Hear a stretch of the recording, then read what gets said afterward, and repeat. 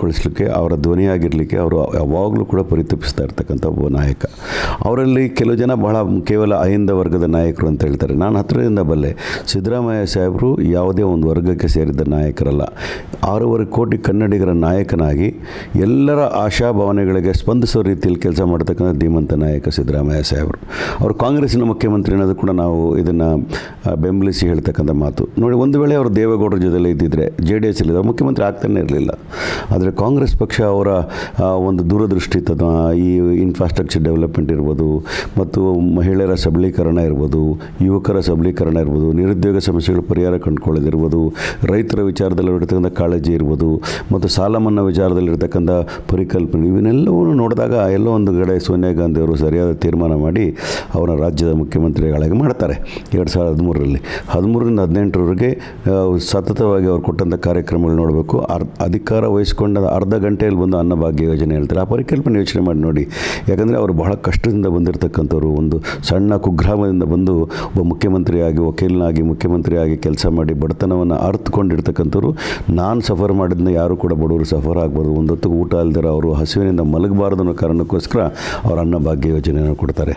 ಬಂದು ಕೆಲವೇ ದಿನಗಳಲ್ಲಿ ಫಸ್ಟ್ ಕ್ಯಾಬಿನೆಟಲ್ಲಿ ಅವರು ದೀನ ದಲಿತರ ಮತ್ತು ಬ್ಯಾಕ್ವರ್ಡ್ ಕ್ಲಾಸರು, ಅಲ್ಪಸಂಖ್ಯಾತರು ಮಾಡಿದ ಸಾಲಗಳನ್ನು ಮನ್ನಾ ಮಾಡ್ತಾರೆ. ಇದು ಏನು ತೋರಿಸ್ತದೆ ಅಂತಂದರೆ, ಮನುಷ್ಯ ದುಡ್ದು ಕೇವಲ ಬಡ್ಡಿ ಕಟ್ಕೊಂಡಿದ್ರೆ ಅವನ ಜೀವನ ಆಗೋದಿಲ್ಲ. ಅವ್ರು ಬಡತನದಲ್ಲಿ ಇರ್ತಕ್ಕಂಥವ್ರು ಮೇನ್ ಸ್ಟ್ರೀಮ್ ಬರಬೇಕಾಗ್ತದೆ, ಶಿಕ್ಷಣದಲ್ಲಿ ಅವರು ಅವಕಾಶ ಪಡ್ಕೋಬೇಕಾಗ್ತದೆ, ಮತ್ತು ಅವರು ಉದ್ಯಮಗಳಲ್ಲಿ ತೊಡ್ಕೋಬೇಕು ಅಂತೇಳಿ ನೋಡಿ ಅವ್ರ ಬಜೆಟ್ಗಳು ನೋಡಿದಾಗ ನೀವು ನೋಡ್ತೀರಿ, ಬ್ಯಾಕ್ವರ್ಡ್ ಕ್ಲಾಸ್ನವ್ರಿಗೆ, ಶೆಡ್ಯೂಲ್ ಕಾಸ್ಟ್ನವ್ರಿಗೆ ಎಲ್ಲರಿಗೂ ಕೂಡ ಯೋಜನೆಗಳನ್ನು ಕೊಟ್ಟು ಅವರಿಗೆ ಕಾಂಟ್ರಾಕ್ಟ್ಗಳು ಕೂಡ ಮೀಸಲಾತಿಗಳನ್ನು ಕೊಡ್ತಾರೆ. ಯಾಕಂದರೆ ನಾವು ಎಂಪ್ಲಾಯರ್ಸ್ ಆಗಬೇಕು, ಯಾವಾಗಲೂ ನಾವು ಉದ್ಯೋಗನ ಹುಡುಕೊಂಡು ಹೋಗೋಕ್ಕೆ ಬದಲು ನಾವು ಉದ್ಯಮಿಗಳಾಗಬೇಕು, ಬ್ಯಾಕ್ವರ್ಡ್ ಕ್ಲಾಸ್ನವ್ರು ಉದ್ಯಮಿಗಳಾಗಬೇಕು, ಶೆಡ್ಯೂಲ್ ಕಾಸ್ಟ್ನವ್ರು ಉದ್ಯಮಿಗಳಾಗಬೇಕು, ಮೈನಾರಿಟೀಸ್ ಉದ್ಯಮಿಗಳಾಗಬೇಕು, ಅವರು ಇನ್ನೊಬ್ಬರು ಕೆಲಸ ಕೊಡೋ ರೀತಿಯಲ್ಲಿ ಆಗಬೇಕು ಅಂತೇಳಿ ಒಳ್ಳೆಯ ವಿಚಾರದನ್ನು ಇಟ್ಕೊಂಡು ಕೆಲಸ ಮಾಡ್ತಾರೆ. ಅವರೆಂದೂ ಕೂಡ ಮೇಲ್ವರ್ಗದ ವಿರೋಧಿಗಳಾಗಿರಲಿಲ್ಲ. ಎಲ್ಲರೂ ಕೂಡ ಅದು ಪ್ರೊಜೆಕ್ಟ್ ಮಾಡಲಿಕ್ಕೆ ಪೊಲಿಟಿಕಲ್ ಕುತಂತ್ರ ಇಟ್ಕೊಂಡವ್ರು ಮಾತ್ರ ಆ ರೀತಿ ಮಾತಾಡಲಿಕ್ಕೆ ಸಾಧ್ಯ. ಅವರು 6.5 ಕೋಟಿ ಕನ್ನಡಿಗರು, ಮೇಲ್ವರ್ಗದವರು ಇರಲಿ, ಮಧ್ಯಮ ವರ್ಗದವರು ಇರಲಿ, ಅಥವಾ ಕೆಳವರ್ಗದವರು ಇರಲಿ, ಎಲ್ಲರನ್ನೂ ಕೂಡ ಮಾನವೀಯತೆ ದೃಷ್ಟಿಯಿಂದ ನೋಡ್ತಕ್ಕಂಥ ಮತ್ತು ಏನಾದರೂ ಅವ್ರ ಕೈಯಲ್ಲಿ ಸಹಾಯ ಮಾಡಬೇಕು ಅನ್ನೋ ರೀತಿಯಲ್ಲಿ ಅವ್ರು ಕೆಲಸ ಮಾಡ್ತಕ್ಕಂಥ ಒಬ್ಬ ಮನುಷ್ಯತ್ವವಾದ ಪ್ರತಿಪಾದಕ ಅಂತಂದರೆ ಅದು ಮಾನ್ಯ ಸಿದ್ದರಾಮಯ್ಯ ಸಾಹೇಬರು ಅಂತ ವಿಚಾರಗಳನ್ನ ಹೇಳ್ತೀನಿ. ಅವ್ರು ತಂದಂಥ ಒಂದೊಂದು ಕೆಲವು ವಿಚಾರದಾಗ ಹೇಳ್ತೀನಿ.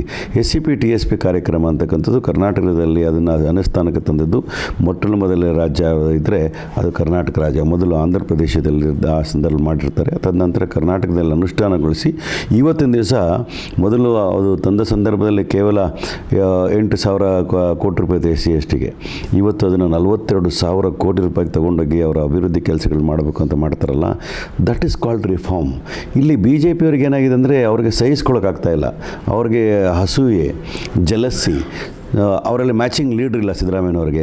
DK ಶಿವಕುಮಾರ್ದ ಡೈನಾಮಿಕ್ ಲೀಡ್ರು ಅವರ ಪಕ್ಷದಲ್ಲಿಲ್ಲ. ಹಾಗಾಗಿ ಅವ್ರು ಏನು ಮಾಡಬೇಕಂತ ಮೈಪರಿಸ್ಕೊಳ್ಳೋ ಕೆಲಸ ಬಂದುಬಿಟ್ಟಿದೆ BJP ಅವರಿಗೆ. ನೀವು ಯೋಚನೆ ಮಾಡಿ ನೋಡಿ, ಒಂದು ಕಡೆ SCP TSP ಇರ್ಬೋದು, ಇನ್ನೊಂದು ಕಡೆ ನೀವು ನೋಡಿದಾಗ 5 ಗ್ಯಾರಂಟಿಗಳನ್ನು ಕೊಡ್ತಾರೆ.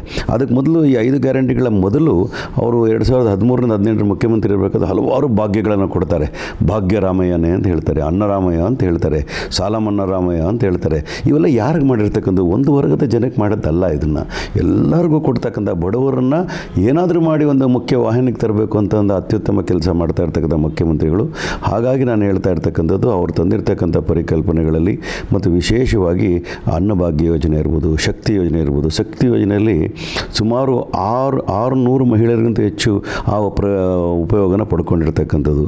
ನೀವು ಯೋಚನೆ ಮಾಡಿ ನೋಡಿ, ಮಹಿಳೆಯರು ಇವತ್ತಿನ ಸ್ವಾವಲಂಬಿಗಳಾಗಿ ಒಂದು ಮೂಲೆಯಿಂದ ಇನ್ನೊಂದು ಮೂಲೆಗೆ, ದೇವಸ್ಥಾನಕ್ಕಿರ್ಬೋದು, ಆರೋಗ್ಯ ಕ್ಷೇತ್ರಕ್ಕೆ ಕೆಲಸ ಮಾಡಿಸ್ಕೊಳ್ಳೋಕ್ಕಿರ್ಬೋದು, ಶಾಲೆಗೆ ಹೋಗ್ತಕ್ಕಂಥ ವಿಚಾರಗಳಿರ್ಬೋದು, ಎಲ್ಲಿ ಬೇಕಾದರೂ ಹೋಗಿ ನಾನು ಮಾಡಬಲ್ಲೆ, ನಾನು ಯಾರ ಮೇಲೆ ಡಿಪೆಂಡೆಂಟ್ ಇಲ್ಲ ಅಂತಕ್ಕಂಥ ಒಂದು ದೃಢವಾದ ಸ್ವಾಭಿಮಾನವನ್ನು ಕಟ್ಟಿಕೊಟ್ರಲ್ಲ ಸಿದ್ದರಾಮಯ್ಯನವರು.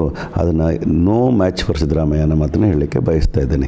ಸಿದ್ದರಾಮಯ್ಯ ಅವರು ಮಾಡಿರ್ತಕ್ಕಂಥ ಕೆಲಸಗಳು ಒಂದು ಸಾಮಾಜಿಕ ನ್ಯಾಯದ ಪರಿಕಲ್ಪನೆ ಒಟ್ಟಿಗೆ ಅಭಿವೃದ್ಧಿ ಬಗ್ಗೆ ಯೋಚನೆ ಮಾಡ್ತೀವಿ. ಇವೆಲ್ಲ ಗ್ಯಾರಂಟಿಗಳು ಕೊಟ್ಟಾಗ ಟೀಕೆ ಟಿಪ್ಪಣಿಗಳು ಮಾಡಿದ್ರು. BJP ಅವರದ್ದು ಫ್ರೀ ಬೀಜ್ ಅಂದರೆ ಯಾವುದು ಫ್ರೀ ಬಿ ಅಂದರೆ, ಅದಾನಿಯದು ಶ್ರೀಮಂತರನ್ನ ಸಾಲ ಮನ್ನಾ ಮಾಡ್ತಾರಲ್ಲ, ಅದು ಫ್ರೀ ಬಿ ಆಗ್ತದೆ. ಬಡವರಿಗೆ ಅನ್ನ ಕೊಡ್ತಕ್ಕಂಥದ್ದು, ಬಡವರಿಗೆ ಉದ್ಯೋಗ ಕೊಡ್ತಕ್ಕಂಥದ್ದು, ಬಡವರಿಗೆ ಸ್ಟೈಫಂಡ್ ಕೊಡ್ತಕ್ಕಂಥದ್ದು, ಬಡವರಿಗೆ ಫ್ರೀ ಬಸ್ ಟ್ರಾವೆಲ್ ಕೊಡ್ತಕ್ಕಂಥದ್ದು, ಅದು ಸ್ವಾಭಿಮಾನಿ ಬದುಕುಗಳು ಕೊಡ್ತಕ್ಕಂಥ ಅವರ ಸಂವಿಧಾನದ ಹಕ್ಕನ್ನು ಕೊಡ್ತಕ್ಕಂಥ ಕೆಲಸವನ್ನು ಮಾಡಿ ಸಬಲೀಕರಣವನ್ನು ಮಾಡತಕ್ಕಂಥ ವಿಚಾರದಲ್ಲಿ ಕೊಂಕು ಮಾತುಗಳನ್ನು ಮಾಡಿದವರು ಇವತ್ತು ಅದೇ ಪ್ರೋಗ್ರಾಮ್ಗಳನ್ನು ಅವರು ಕೂಡ ಕಾಪಿ ಮಾಡ್ತಾ ಇರ್ತಕ್ಕಂಥ ನೋಡಿದಾಗ Siddaramaiah stands number 1 in the country as chief minister. ಇವಿಷ್ಟು ನಾಗರಾಜ್ ಯಾದವ್ ಅವರ ಮಾತುಗಳು. ವಿಡಿಯೋ ಜರ್ನಲಿಸ್ಟ್ ಅರುಣ್ ಜೊತೆ ಪ್ರಹ್ಲಾದ್, ಪ್ರತಿಧ್ವನಿ ನ್ಯೂಸ್. ಬೆಂಗಳೂರು. ಹೆಚ್ಚಿನ ವಿಡಿಯೋಗಳಿಗೆ ಪ್ರತಿಧ್ವನಿ ಯೂಟ್ಯೂಬ್ ಚಾನೆಲ್ ಸಬ್ಸ್ಕ್ರೈಬ್ ಮಾಡಿ, ಬೆಲ್ ಐಕಾನ್ ಕ್ಲಿಕ್ ಮಾಡಿ.